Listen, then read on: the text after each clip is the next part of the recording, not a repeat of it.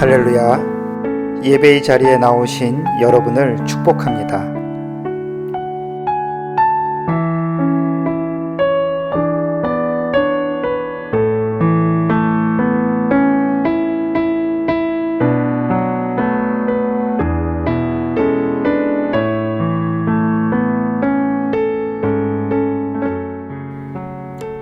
이제 사도신경으로 우리의 신앙을 고백하겠습니다.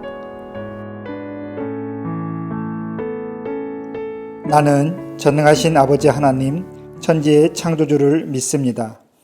나는 그의 유일하신 아들, 우리 주 예수 그리스도를 믿습니다. 그는 성령으로 잉태되어 동정녀 마리아에게서 나시고 본디오 빌라도에게 고난을 받아 십자가에 못 박혀 죽으시고 장사된 지 사흘 만에 죽은 자 가운데서 다시 살아나셨으며 하늘에 오르시어 전능하신 아버지 하나님 우편에 앉아 계시다가 거기로부터 살아있는 자와 죽은 자를 심판하러 오십니다. 나는 성령을 믿으며 거룩한 공교회와 성도의 교제와 죄를 용서받는 것과 몸의 부활과 영생을 믿습니다. 아멘.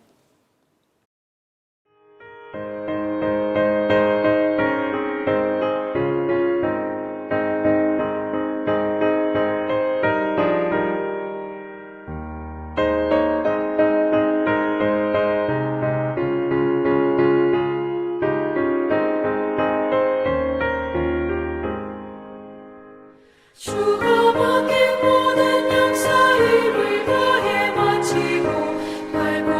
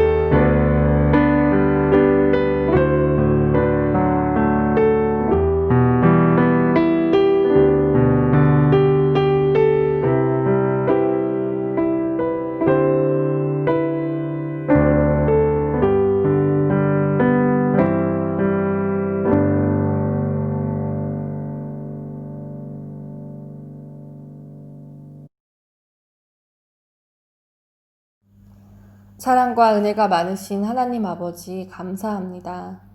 지난 한 주 저희를 보호하여 주시고 주님을 사랑하는 마음으로 주님께 나와 예배드리게 하시니 감사와 찬양을 드립니다.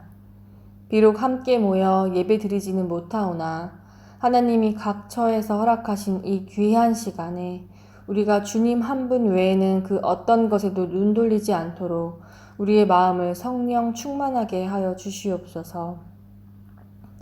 지난 삶을 돌아보면 주님 보시기에 좋은 모습보다 허물이 많았음을 고백합니다. 두려움이 가득한 이 시기에 여기저기에서 들려오는 소식에 더 귀를 기울이고 염려의 물결에 떠밀려 살아가며 하나님과의 교제를 최우선으로 두지 않았던 죄가 있다면 이 시간 회개하오니 주님의 은혜로 깨끗게 하여 주옵소서. 온 세상이 코로나 바이러스로 신음하고 있습니다. 두려움과 큰 어려움에 처해 고통받고 있는 나라와 주의 자녀들을 불쌍히 여겨주시기를 원합니다. 하루빨리 치료제가 개발되고 확산이 멈추어져서 불안과 두려움이 사라지고 하나님이 주시는 평안으로 가득 차게 하옵소서.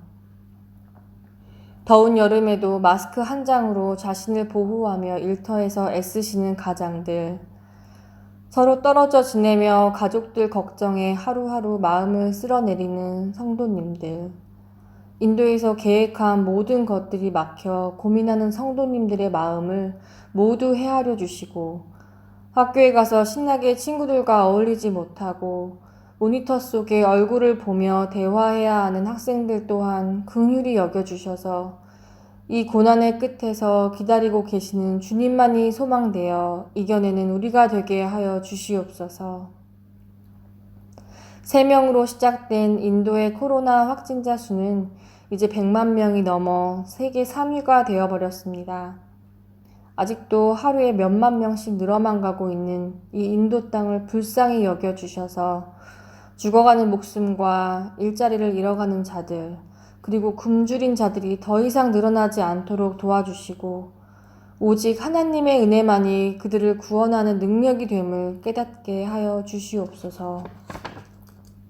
비대면으로 목회하시느라 많이 지치셨을 라보성 목사님에게 영육의 강건함과 기름 부으심을 넘치도록 부어주셔서 영혼을 소생시키는 말씀이 선포되게 하여 주시고 주의 강한 오른팔로 붙들어 주셔서 주신 사명 끝까지 잘 감당하실 수 있도록 하여 주시옵소서. 사랑하는 주님, 오직 살아계신 하나님의 말씀은 절대 변함없으시오니 오늘 우리의 삶 가운데 모든 것을 주님께 맡기고 이번 한 주도 담대하게 하루하루 열심히 살아가게 하여 주시옵소서.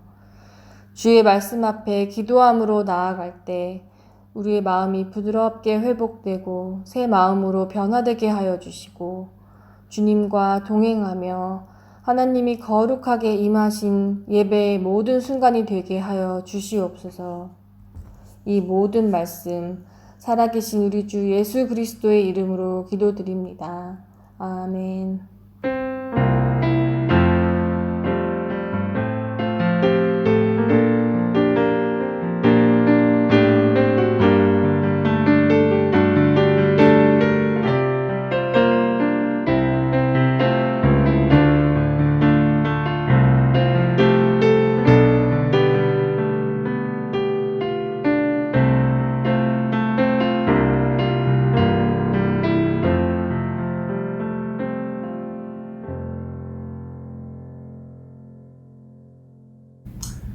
오늘은 에스겔 1장 1절로 3절 말씀을 중심으로 에스겔 희망이 보인다 라는 말씀으로 은혜를 나누기 원합니다.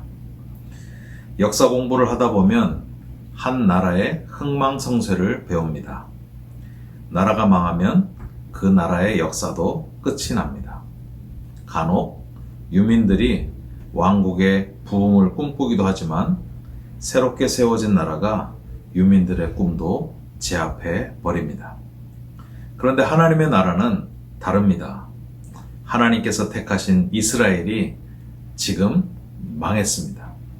북왕국은 아수르에게, 남유다는 바벨론에게 멸망당했습니다.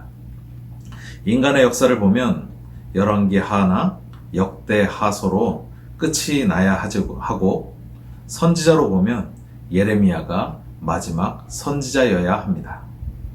하지만 오늘 우리는 에스겔서를 읽었습니다. 에스겔은 남유다가 망하고 난 후의 역사를 기록한 선지자입니다. 나라가 망했는데 선지자의 기록이 어떤 의미가 있을까요? 패망한 나라의 기록이 무슨 의미가 있냐는 것입니다. 그러나 여전히 의미가 있습니다. 아니, 오히려 큰 의미가 있습니다. 하나님의 나라는 망했다 할지라도 하나님의 나라는 여전히 견실하고 영원하기 때문입니다. 에스겔은 보이는 나라가 망한 후에 하나님께서 여전히 이 세상을 통치하신다는 사실을 보여주고 있는 희망의 책입니다. 이제 1장 1절에서 3절까지의 말씀 우리 다 같이 한번 읽겠습니다. 시작. 30째 해 넷째 달 초 닷새에 내가 그발강가 사로잡힌 자 중에 있을 때에 하늘이 열리며 하나님의 모습이 내게 보이니 여호야긴 왕이 사로잡힌 지 5년 그달 초 닷새라. 갈대아 땅 그발강가에서 여호와의 말씀이 부시의 아들 제사장 나 에스겔에게 특별히 임하고 여호와의 권능이 내 위에 있느니라. 아멘. 1장 1절은 30째 해라고 말하면서 시작을 합니다. 이는 에스겔이 30이 되었다라는 뜻입니다. 에스겔은 바벨론 2차 포로 때 잡혀간 사람입니다. 그는 그 당시 왕이었던 여호야긴 왕과 함께 사로잡혀 갔습니다. 1차 포로는 기원전 605년이었고 2차 포로는 기원전 597년이었습니다. 여호야긴 왕이 기원전 597년 2차 포로로 바벨론에 사로잡혀 갔을 때 제사장 에스겔은 그때 나이가 26살, 바로 26살 나이에 사로잡혀 갑니다.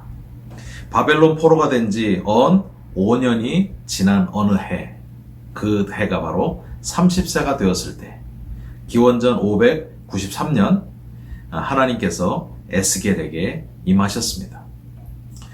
제사장 나이가 30이다 라고 하면 특별한 의미를 가지고 있습니다. 민수기 4장 2절로부터 3절까지의 말씀을 보면 제사장이 성전에서 봉사를 시작할 수 있는 나이가 30살부터라고 명기되어 있습니다. 우리 한번 다 같이 한번 읽어보겠습니다. 민수기 4장 2절로 3절입니다. 시작. 레위 자손 중에서 고핫 사람을 그들의 종족과 조상의 가문에 따라 집게 할지니 곧 30세 이상으로 50세까지 회막의 일을 하기 위하여 그 역사에 참가할 만한 모든 자가 계수하라. 아멘. 만일 나라가 망하지 않고 에스겔이 남유다 성전에 그대로 있었다면 그는 기원전 593년 30살이 되었을 때 성전 봉사를 시작했을 것입니다. 그는 30 가까이가 되었을 때 여러 많은 생각들을 했을 것입니다. 나라가 망하지 않았다면, 유다에 내가 남아있었다면, 이제 30이 되면 하나님의 성전에서 일할 수 있었을 텐데, 나라가 망하고 바벨론 그발강가에 포로가 되어 노역하며 살아가고 있는 나에게 도대체 무슨 희망이 있다는 말인가? 에스겔은 어려서부터 제사장 집안에서 자라났기 때문에 제사장으로서 필요한 제사의 방법과 원리, 제물 분별법, 제물 손질법, 그리고 제사에 쓰이는 도구를 어떻게 관리하고 사용해야 되는가 등등의 많은 이론을 배워왔습니다. 내가 살아오는 동안 30세 성전에서 봉사할 그날을 꿈꾸면서 살아왔는데 왜 하필 나에게 이런 일이 있었단 말인가? 왜 내가 포로로 끌려와야 됐단 말인가? 지금 나는 포로가 되어서 아침부터 저녁까지 다른 백성들과 같이 똑같이 막노동을 하고 있습니다. 내가 제사장이 될 몸이라고 아무리 얘기해도 알아주는 사람 한 사람도 없습니다. 내가 왜 이렇게 살아야 하는가 절망도 했고 눈물도 흘리는 것이 여러 날이었을 것입니다. 그런데 시간이 흘러 30살이 된 그 해에 하나님이 에스겔에게 나타나신 것입니다. 하나님의 권능이 에스겔에게 임하셨습니다. 만약 나라가 망하지 않고 그 상태 그대로 유다 땅에 머물러 있었다면 그는 분명 성전 제사장이 되었을 것입니다. 하지만 그 당시 만약에 남아 있었다면 남유다의 상황은 만만치 않았을 것입니다. 남유다 제사장과 또 성전에서의 타락상을 보여주고 있는 말씀이 이사야서에 나옵니다. 이사야서 1장 11절부터 이러한 말씀이 있습니다. 제가 한번 읽어보겠습니다. 여호와께서 말씀하시되 너희의 무수한 재물이 내게 무엇이 유익하뇨? 나는 순양의 번제와 살진 짐승의 기름에 배불렀고 나는 수송아지나 어린 양이나 수렴소의 피를 기뻐하지 아니하노라. 12절 너희가 내 앞에 보이러 오니 이것은 누가 너희에게 요구하였느냐?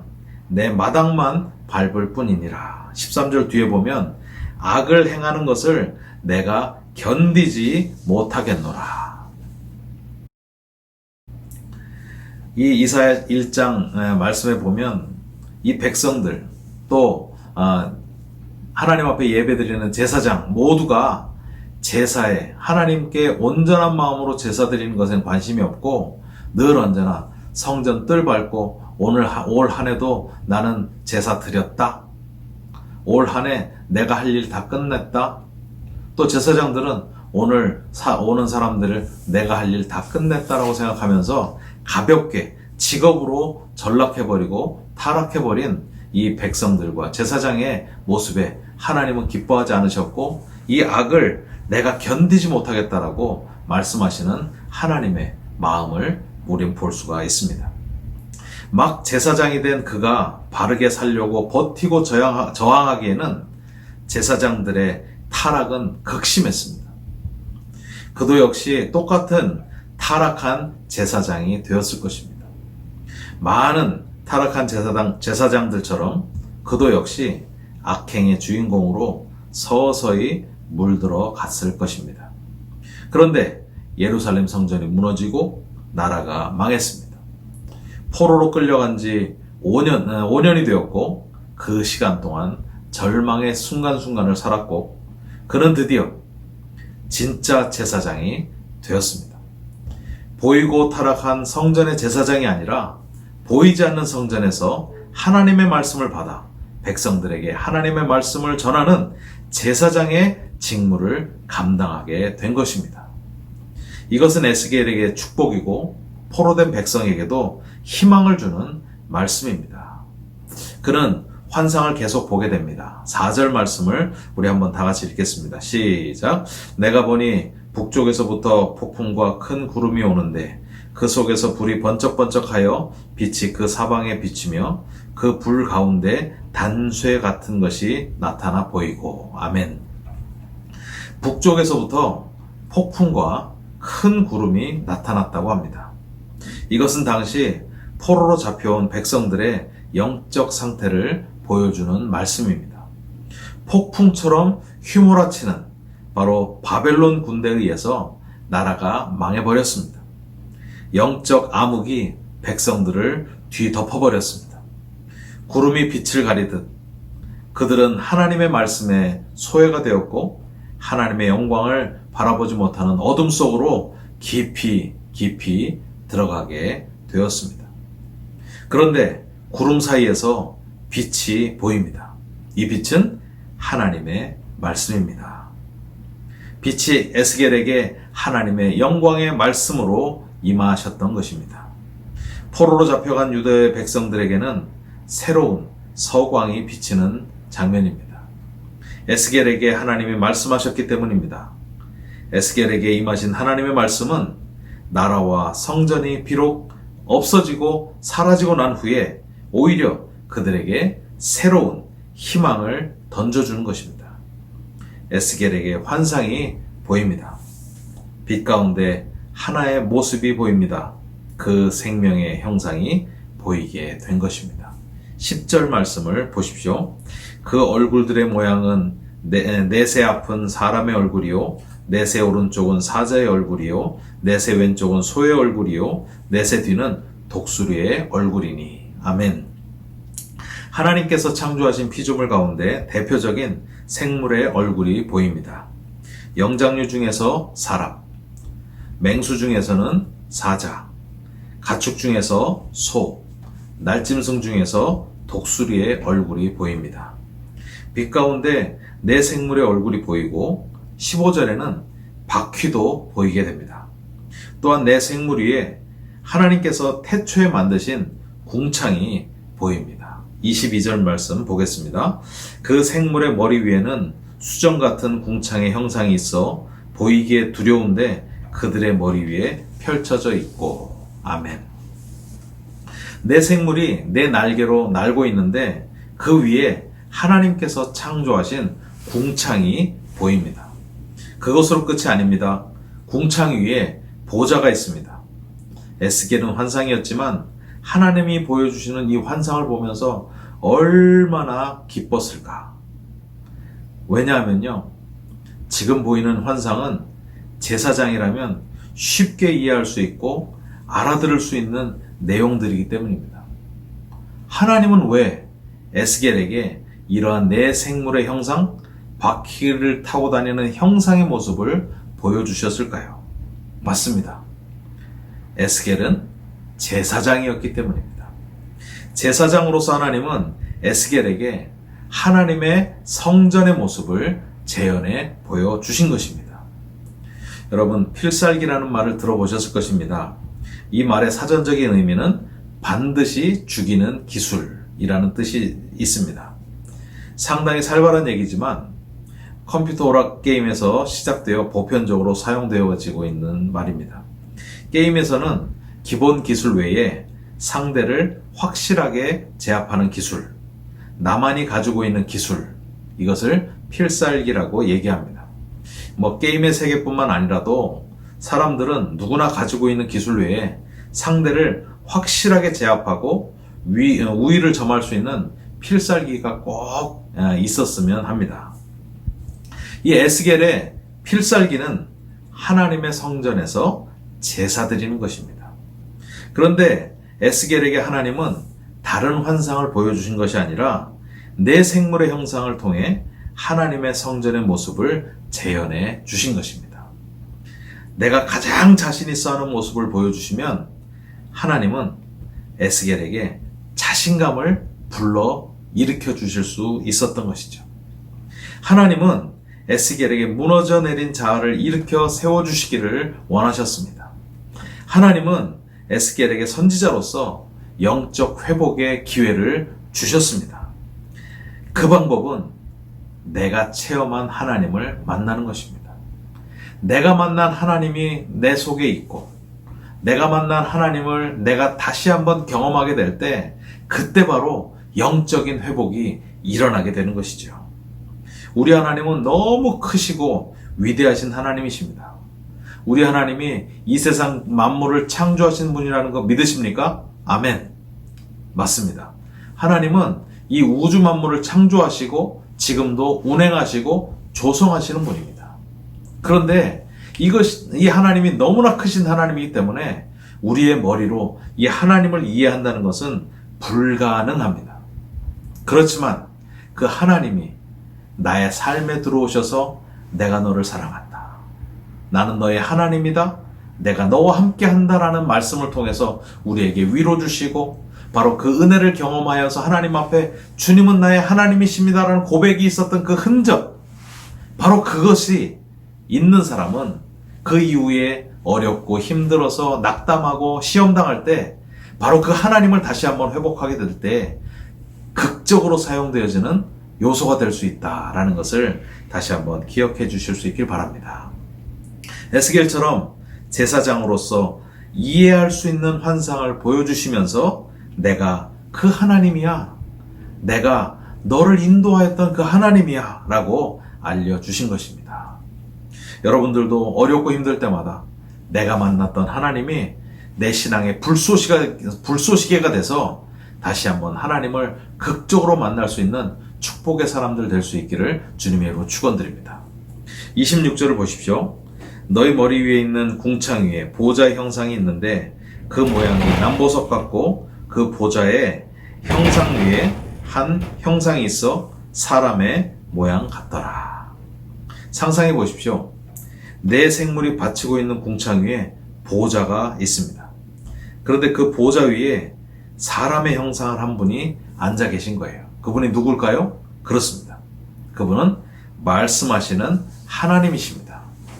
하나님께서 말씀을 시작하셨습니다. 28절 말씀 우리 다 같이 한번 읽어보겠습니다. 시작. 그 사방 광채의 모양은 비 오는 날 구름에 있는 무지개 같으니 이는 하나님의 영광의 형상의 모양이라. 내가 보고 엎드려 말씀하신 이의 음성을 들으니라. 아멘. 하나님께서 보좌 위에 좌정하셔서 영광의 모습으로 에스겔에게 말씀을 시작하셨습니다. 하나님의 영광의 보좌를 에스겔에게 보여주신 것입니다. 이제 눈에 보이는 성전은 다 불타 없어져 버렸습니다. 성전은 더 이상 예루살렘에 존재하지 않습니다. 하나님이 택하신 그 이스라엘 백성들은 이 세상에 존재하지 않습니다. 그런데 하나님의 나라는 여전히 존재하고 있다는 것을 에스겔에게 말씀해 주고 있는 것입니다. 그에게 하늘 영광의 보좌를 보여주시면서 너는 이제 하늘에서 말씀하시는 하나님의 음성을 듣고 이 말씀을 백성들에게 전하라 라고 사명을 맡겨주신 것입니다. 희망을 잃었습니다. 가려진 구름 위에서 살아가고 있는 그 유대 사람들에게 하나님의 나라는 여전히 동일하게 존재하고 있다는 것을 말씀하셨습니다. 할렐루야. 오늘 이 시대 우리는 어떻게 살아가고 있습니까? 우리의 삶도 희망도 사라지고 폭풍과 구름 속에 아무것도 보이지 않는 인생을 살아갈 수밖에 없습니다. 왜? 요즘 코로나 때문에 그렇습니다. 코로나로 인하여 우리는 한 치 앞도 볼 수 없는 시대를 살아가고 있습니다. 2, 3개월이면 금방 끝날 것이라고 생각했던 이 코로나가 이제 언제 끝날지 모른다라고 이야기합니다. 또한 코로나가 변종을 일으켰다. 그래서 백신과 치료제가 나와도 정복하기 어렵다. 코로나 이전의 세계로 돌아가기는 불가능하다. 이런 이야기들을 듣게 됩니다. 또한 인도 상황은 어떻습니까? 점점 더 어려워지고 있습니다. 연일 확진자가 폭발적으로 늘어만 가고 있고 벌써 100만 명이 넘어가고 있고 연일 3만 명이 넘는 확진자가 나오고 있습니다. 우리 집 근처도 지금 레드존이 돼서 블럭이 됐습니다. 그래서 나갈 수도 없고 나가면 환자들만 있는 것 같아서 밖에도 나가지 못하고 집에서만 꽁꽁 묶여서 있어야 되는 우리의 모습이 있었습니다. 교회는 모이지 못하고 있고 언제 다시 교회에 모여 예배하고 찬양을 드릴 수 있는지 기대하고 기다리는 것도 이제는 점점 지쳐가고 있습니다. 우리의 미래는 과연 어떻게 될 것인가? 과연 이 상황에서 우리는 우리의 미래에 어떤 것을 기대할 수 있을까? 그런데 여러분, 그런 중에서도 저와 여러분들이 집중하여서 들어야 될 소리가 있습니다. 이런저런 이야기가 세상으로부터 들려옵니다. 부정적인 이야기 한마디에 우리는 더욱 두려워지고 낙심하게 됩니다. 하지만 저와 여러분들이 가장 귀담아 들어야 될 그 말씀이 있고 그 소리가 있는데 그것은 바로 주님의 말씀입니다. 할렐루야. 그발 강가에서 자신의 신세를 한탄하고 눈물 흘리고 있는 에스겔에게 나타나셔서 특별히 임하시고 여호와의 권능을 부어주셨던 그 하나님의 음성, 바로 그 음성을 들을 수 있는 저와 여러분 될 수 있기를 주님의 이름으로 축원드립니다. 그때 구름 사이에서 빛으로 말씀하시는 하나님의 음성을 들으시기를 바랍니다. 빛 가운데서 하나님은 여전히 좌정하고 계셨고 우리를 바라보고 계셨고 보좌 위에서 말씀하고 계십니다. 보이는 성전이 문제가 아니었습니다. 보이는 왕국이 전부가 아니었습니다. 인간이 이룬 모든 업적보다 위대하신 하나님의 나라가 여전히 찬란하게 빛나고 있습니다. 그러므로 에스겔서는 희망의 책입니다. 나라가 망하고 성전은 불탔지만 이전보다 더 찬란한 희망이 이 에스겔에게 계시되었고, 이 에스겔은 이 말씀을 백성들에게 선포하였던 것입니다. 타락한 제사장들은 희망이 될 수 없습니다. 타락한 자들이 사로잡혀간 이후에 하나님께서 말씀하십니다. 오늘 우리에게도 하나님의 희망이 말씀으로 임할 것입니다. 하나님의 말씀에 귀를 기울이고 찬란한 빛 가운데로 걸어가시는, 그래서 희망을 말하고 하나님의 말씀으로 희망을 증거할 수 있는 믿음의 귀한 성도를 될 수 있기를 주님의 이름으로 축원드립니다. 다 같이 기도하겠습니다. 사랑과 은혜가 풍성하신 좋으신 하나님 아버지, 오늘 거룩한 주일을 저희들에게 허락하여 주시고, 비록 인터넷으로 서로 호흡하며 만날 수는 없지만 원근 각처에서 주의 백성들을 불러주시고 하나님 앞에 신령과 진정으로 예배드리게 하시니 감사드립니다. 오늘 하나님 말씀을 통해서 근심이 많고 고민이 많았던 그 에스겔에게, 그의 앞길을 몰라 방황하였던 그 에스겔에게 나타나셔서 여호와의 권능을 주시며 그에게 새로운 사명을 허락하신 바로 그 주님을 오늘 바라보았습니다. 어두운 가운데서도 희망을 보았습니다.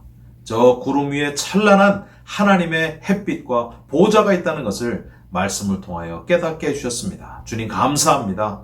우리의 삶에서도 우리가 넘지 못하는 너무나 큰 어려움이 우리 가운데 있습니다. 그렇지만 분명 이를 통하여 말씀하신 하나님이 계심을 저희를 믿사오니 바로 그 하나님 앞에 다시 한번 고정하게 하시고 하나님의 음성 듣고 하나님 말씀대로 이 어려운 상황을 이겨낼 수 있는 믿음의 귀한 성도 될 수 있도록 축복하여 주옵소서. 모든 영광 하나님께 돌리오며 예수님의 이름으로 감사하며 기도하옵나이다. 아멘.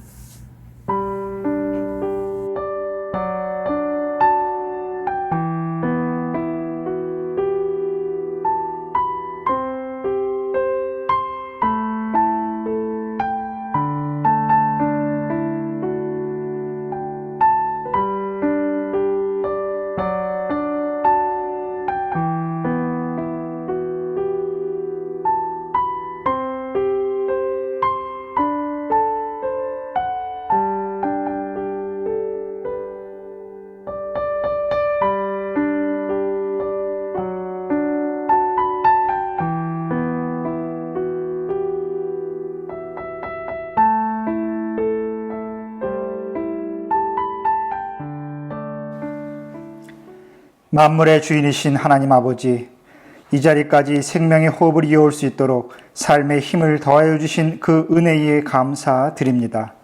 자신의 힘을 다해 세상을 살아내고 그 삶의 자리마다 담긴 하나님의 은혜를 기억하여 감사함으로 예물을 드리는 우리 성도들의 믿음을 기억하여 주시고 하늘에 한없는 복을 더하여 주옵소서.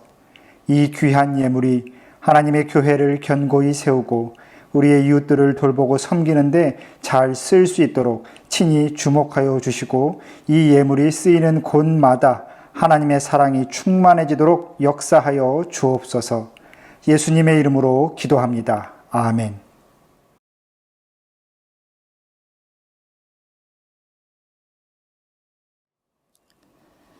이제는 우리 주 예수 그리스도의 은혜와 하나님 아버지의 다함없는 사랑과 성령 하나님의 감동, 감화, 교통하심의 역사가 하나님의 궁일하심이 아니면 새 희망을 노래할 수 없는 이 땅의 모든 영혼들에게 하나님 나라의 소망이 충만히 머물기를 기도하는 이 자리의 모든 성도들과 우리 뉴델리 한인교회 위에, 또한 하나님의 눈물과 사랑을 가슴에 품고 전심으로 사역하는 이 땅의 모든 주의 종들과 그들이 섬기는 모든 영혼들 위에 지금부터 영원히 함께 하시기를 간절히 축원하옵나이다. 아멘.